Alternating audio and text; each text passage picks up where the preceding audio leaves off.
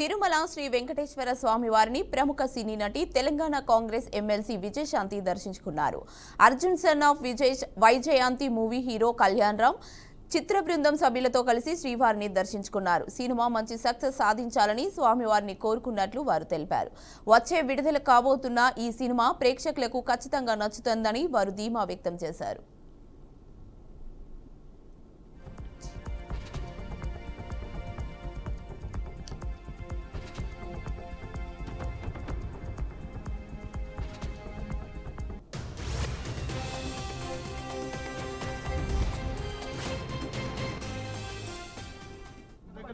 Arjun son of Vyjayanthi second song launch చేస్తాం నిన్న రాత్రి కార్యక్రమం జరిగింది, అద్భుతంగా జరిగింది. సో ఇవాళ వెంకటస్వామి వారు దర్శనం తీసుకోవడానికి బాబు, నేను, డైరెక్టర్ గారు, ప్రొడ్యూసర్ గారు, రైటర్ గారు, ఎడిటర్ గారు అందరం వచ్చాం. ఇవాళ అద్భుతంగా జరిగింది దర్శనం. సో అందరూ 18వ తారీఖు ఏప్రిల్ 18 ఈ సినిమా చూసి అతి పెద్ద హిట్ చేయవలసిందిగా రెండు రాష్ట్రాల ప్రజల్ని కోరుకుంటున్నాను. So thank you. ఏప్రిల్ 18న మా cinema Arjun son of Vyjayanthi release అవుతుంది. సో నేను చిన్న ఈవెంట్ చేసుకున్నాం ఇక్కడ. దానికంటే పెద్ద ఈవెంట్ స్వామివారి దర్శనం. సో ఆయన దర్శనం చేసుకొని ఆయన ఆశీర్వాదం తీసుకొని మేము ముందుకు రాబోతున్నాం. మీరందరూ మమ్మల్ని ఆదరిస్తారని మనస్ఫూర్తిగా కోరుకుంటున్నాను. నెక్స్ట్ ప్రాజెక్ట్ గురించి సినిమా రిలీజ్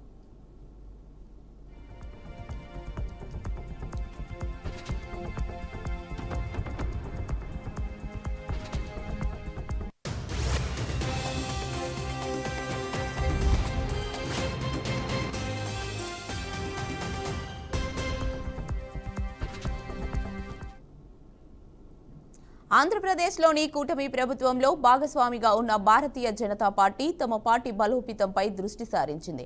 దానికోసం ప్రత్యేక కార్యాచరణ సిద్ధం చేసుకుని అమలు చేస్తోంది. అందులో భాగంగా ఏపీలో బీజేపీ ఇవాల్టి నుంచి గ్రామాల్లో పర్యటించేలా గావ్ చలో అభియాన్ కార్యక్రమం మొదలుపెట్టనుంది.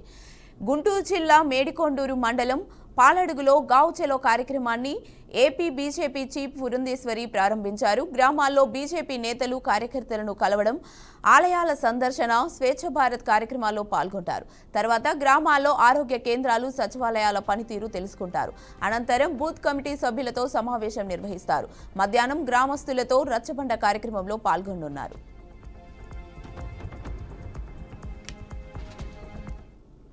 ఇక ఇదే అంశంపై మరింత సమాచారాన్ని మా ఏపీ బ్యూరో సాంబశివరావు అందిస్తారు. సాంబశివరావు, చెప్పండి.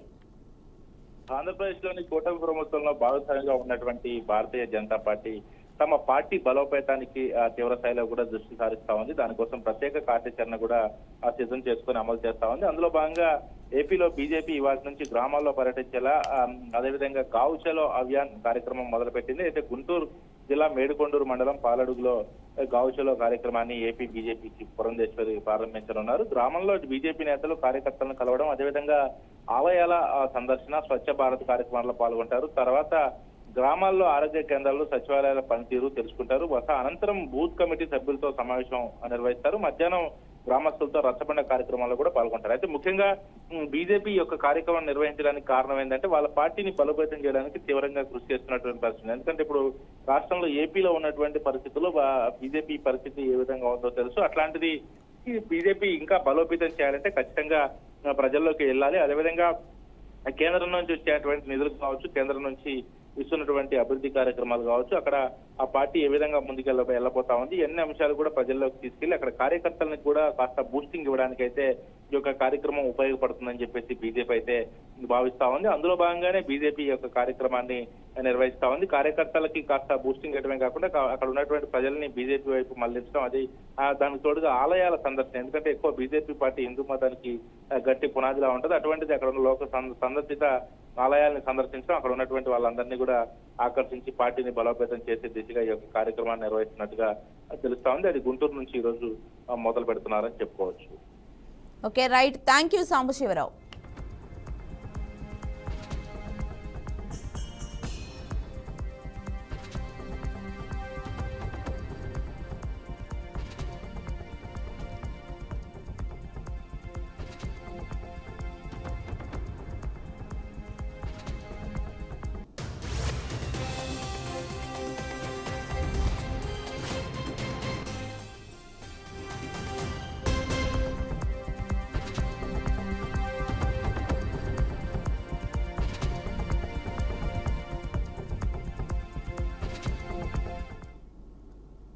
మాజీ మంత్రి కాకానిపై లుకౌట్ నోటీసులు జారీ అయ్యాయి. దేశం విడిచి వెళ్లకుండా పోలీసులు నోటీసులు జారీ చేశారు. ఎయిర్పోర్ట్లు, సీపోర్ట్లకు పోలీసులు సమాచారం ఇచ్చారు. 12 రోజులుగా పరారీలోనే కాకాని సహా 4 నిందితులు ఉన్నారని, వారికి గాలింపు చర్యలు చేపట్టారు. హైదరాబాద్, బెంగళూరు, చెన్నై ప్రాంతాల్లో గాలిస్తున్నారు. ఇప్పటికే కాకాని ముందస్తు బెయిల్ పిటిషన్ను హైకోర్టు తిరస్కరించింది.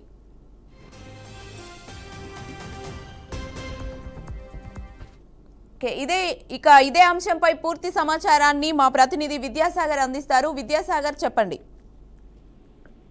రెడ్డి ప్రస్తుతం మాజీ మంత్రి వైసీపీ నేత నెల్లూరు జిల్లా వైసీపీ అధ్యక్షుడు కాకాని గోవర్ధన్ రెడ్డికి అయితే గోవర్ధన్ రెడ్డి కేసు విషయంలో అయితే పోలీసులు చాలా స్పీడ్ గా దూకుడుగా అయితే వ్యవహరిస్తున్నారని చెప్పొచ్చు. కాకాని గోవర్ధన్ రెడ్డి పొదలకూరు మండలం అంటే సేమ్ ఆయన గతంలో పనిచేసిన నియోజకవర్గంలోని పొదలకూరు మండలంలోని తాటిపర్తి వద్ద ఒక మైనింగ్ వ్యవహారంలో రుస్తుమయ్య మైనింగ్ వ్యవహారంలో అక్రమ మైనింగ్ పాల్పడ్డారు. అలాగే రవాణాకు సంబంధించి కూడా అక్రమంగా కొన్ని వేల టన్నుల అక్రమ రవాణా చేశారు. ఇదే క్రమంలో కొన్ని పేలుడు పదార్థాలు నిల్వ ఉంచారు. దీనివల్ల చుట్టుపక్కల ఉన్న ఎస్టీల ప్రాణాలకు కూడా హాని ఉందని చెప్పి అనేక సెక్షన్లతో ఈయన పొదలకూరు పోలీస్ స్టేషన్ లో కేసు నమోదైనప్పటి నుంచి కూడా ఈ కేసు అనేక మలుపులు అయితే తిరుగుతుందని చెప్పొచ్చు. మొదట ఈ కేసులో 3 ఉన్నారు. తర్వాత కాకాని గోవర్ధన్ A4 గా చేర్చారు. A4 గా చేర్చిన అనంతరం ఈ కేసులో ఇప్పుడు 13 మంది మొత్తం మీద దీంట్లో నిందితులుగా చేర్చడం జరిగింది. ఈ క్రమంలోనే గోవర్ధన్ రెడ్డి ఈ కేసు నమోదైన తర్వాత సుమారు 10 రోజుల పాటు నెల్లూరులోనే ఉన్నారు. ఆ సమయంలో మాత్రం పోలీసులు ఎక్కడ హడావిడి చేయలేదు. ఆయనకి విచారణ పేరుతో నోటీసులు కూడా అందించలేదు. ఎప్పుడైతే కాకాని గోవర్ధన్ రెడ్డి మీద నోటీసులు అందించాలని పోలీసులు అందిస్తారు అని చెప్పి ముందస్తు కొంత సమాచారం రావడంతో కాకాని గోవర్ధన్ రెడ్డి సొంత పనులు ఉన్నాయని చెప్పి హైదరాబాద్కు వెళ్ళడం, అనంతరం కూడా ఆయన అనంతరం నోటీసులు పోలీసులు ఒకసారి నోటీసులు సర్వ్ చేసేందుకు నెల్లూరు వెళ్ళారు. అక్కడ ఎవరు లేకుంటే హైదరాబాద్ లో ఒకసారి నోటీసులు సర్వ్ చేశారు. సో మొత్తం మీద ఇప్పటికి 3 సార్లు నోటీసులు సర్వ్ చేశారు. అనంతరం కూడా కాకాని గోవర్ధన్ తాను ఎక్కడికి పారిపోలేదు, నెల్లూరులోనే నేను చిన్న పనుల మీద హైదరాబాద్ వచ్చాను, ఇక్కడే ఉన్నా అని చెప్పి కొంతమంది సోషల్ మీడియాలో కూడా ఆయన నేరుగా కూడా చెప్పడం జరిగింది.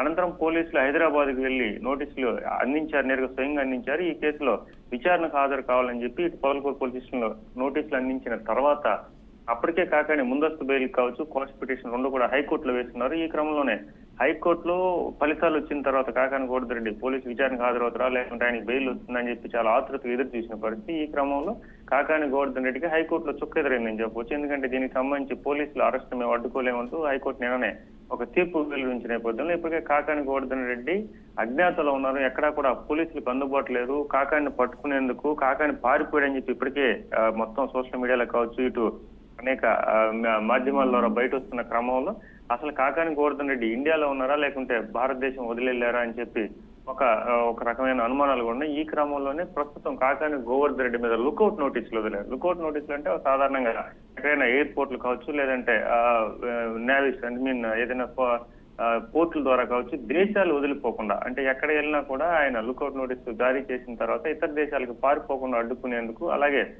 దేశంలో ఇతర ప్రాంతాలకి ఫ్లైట్స్ కావచ్చు, ఎయిర్వేస్ ఎక్కడ కూడా వెళ్ళేదానికి లేకుండా ఉండేందుకైతే పోలీసులు లుకౌట్ నోటీసులు జారీ చేయడం ఒక పెద్ద విషయంగా చెప్పవచ్చు. ఎందుకంటే ఒక పెద్ద భారీ దొంగతనాలు కావచ్చు, లేదంటే పెద్ద క్రైమ్స్ జరిగినప్పుడు, లేదంటే విపరీతమైన ఆర్థిక నేరాలకు పాల్పడినప్పుడు వాళ్ళు దేశం వదిలి వెళ్ళిపోకుండా లుకౌట్ నోటీసులు జారీ చేస్తారు. అలాంటి లుకౌట్ నోటీసుల్ని కాకాని గోవర్ధన్ రెడ్డి జారీ చేయడం, కాకాని గోవర్ధన్ రెడ్డి గతంలో కూడా చెప్పడం జరిగింది. ఆయన నేను తొందరలోనే నెల్లూరుకు వస్తాను, ప్రజల ముందు ఉంటాను, పోలీసులు విచారణకు సహకరిస్తారని చెప్పారు. కానీ అది పాటించకపోవడంతో ఇప్పటికే కాకాని గోవర్ధన్ రెడ్డి మీద అనేక సెక్షన్లతో నమోదైన ఈ కేసులతో పాటు ఇప్పుడు లుకౌట్ నోటీసులు కూడా జారీ చేయడంతో ఇక అరెస్ట్ వారెంట్ కూడా జారీ చేసే అవకాశం ఉంది. కాకాని పట్టుకునేందుకు ఇప్పటికే పలు బృందాలుగా 3 రాష్ట్రాల గాలింపులు అయితే 3-4 రాష్ట్రాలు అంటే ఇటు బెంగళూరు కావచ్చు, ఉమ్మడి తెలుగు రాష్ట్రాలతో పాటు అనేక బాంబేలో కూడా. సో మొత్తం మీద కాకాని అరెస్ట్ కి పోలీసులు తీవ్రంగా ప్రయత్నిస్తారు. చూడాలి మరి కాకాని ఎక్కడ అరెస్ట్ చేస్తారు, ఎలా అరెస్ట్ చేస్తారు, కాకాని దొరుకుతారా లేకుంటే ఇప్పటికే విదేశాలకు ఏమైనా వెళ్ళిపోయారా లేదంటే విదేశాలకు పారిపోయారనే అంశాలు మొత్తం మీద అయితే తెలియాల్సి ఉంది. Keerthi. Right, thank you Vidyasagar.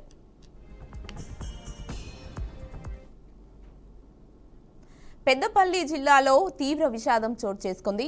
బిడ్డకు ఉరివేసి తాను ఉరివేసుకొని తల్లి ఆత్మహత్య చేసుకుంది. టీచర్స్ కాలనీలో నివాసం ఉంటున్న జూలపల్లికి చెందిన వేణుగోపాల్ రెడ్డి ఎల్ఐసిలో జూనియర్ అసిస్టెంట్గా పనిచేస్తున్నాడు. 4 సంవత్సరాల క్రితం సాహితీ రెడ్డితో వివాహం జరిగింది. వీరికి ఒక కూతురు రితన్య రెడ్డి ఉంది. అయితే రాత్రి కూతురికి ఉరివేసి తల్లి సాహితీ కూడా ఉరివేసుకొని ఆత్మహత్య చేసుకుంది. విషయం తెలుసుకున్న పోలీసులు ఘటనా స్థలానికి చేరుకొని మృతదేహాలను ఆసుపత్రికి తరలించారు. కేసు నమోదు చేసి పోలీసులు దర్యాప్తు చేపట్టారు. సూసైడ్కి గల కారణాలు ఇంకా తెలియాల్సి ఉందని పోలీసులు వెల్లడించారు.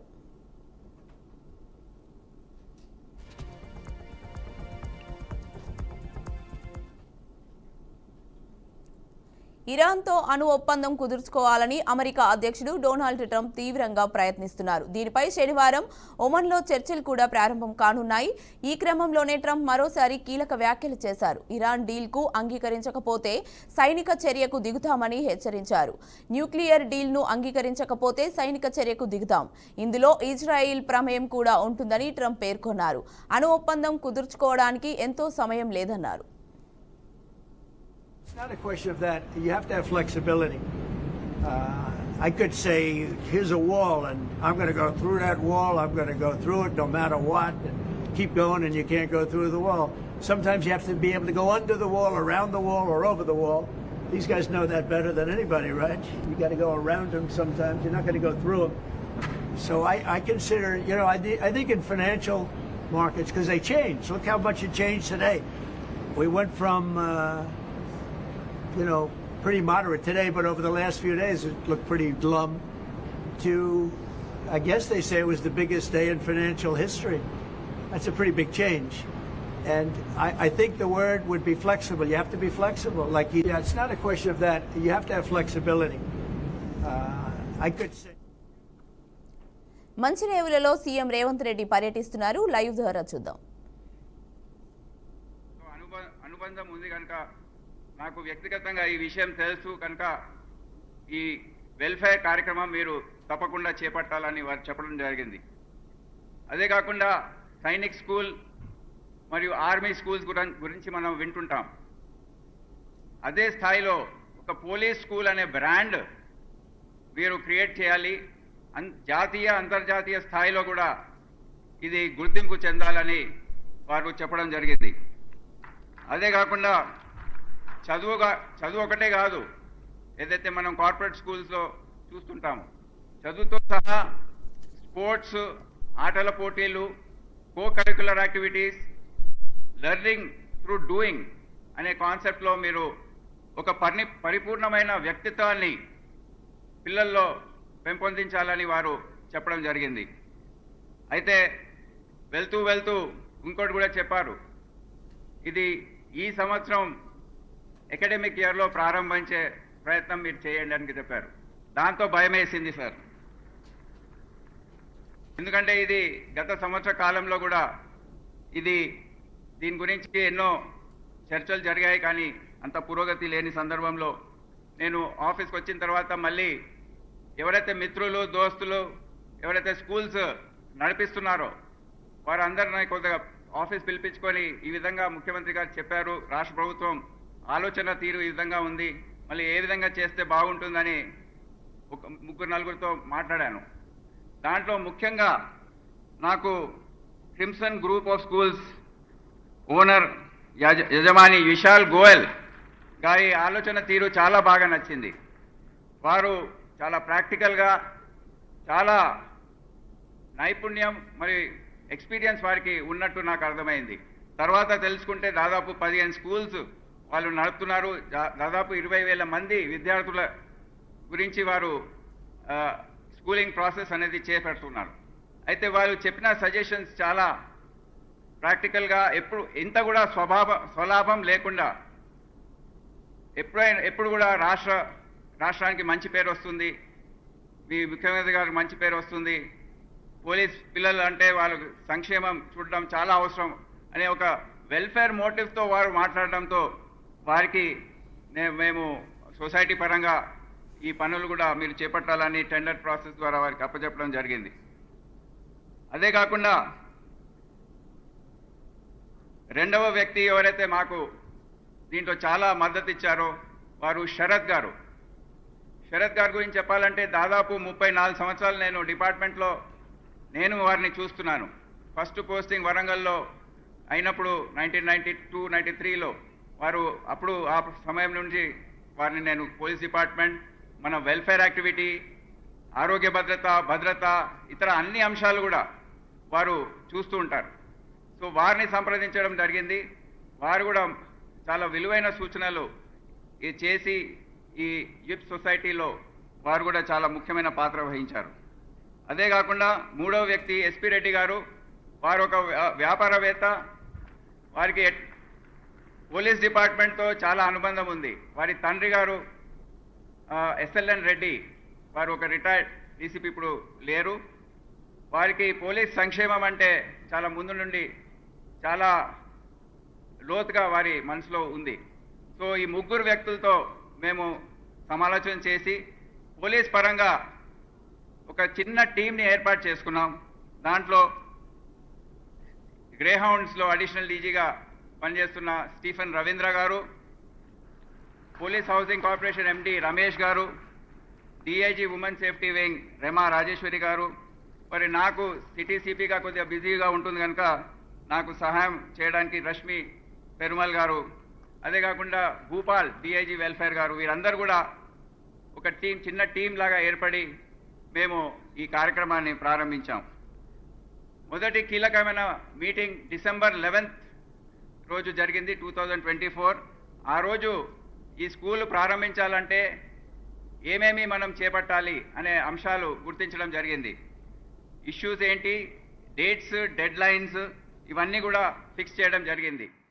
జాతీయ అంతర్జాతీయ స్థాయిలో దీనికి గుర్తింపు రావాలంటే అది ఒక ఇంగ్లీష్ మీడియం స్కూల్ ఉండాలి, CBSE సిలబస్ ఫాలో చేయాలి, దీన్ని ప్రొఫెషనల్గా రన్ చేయాలి.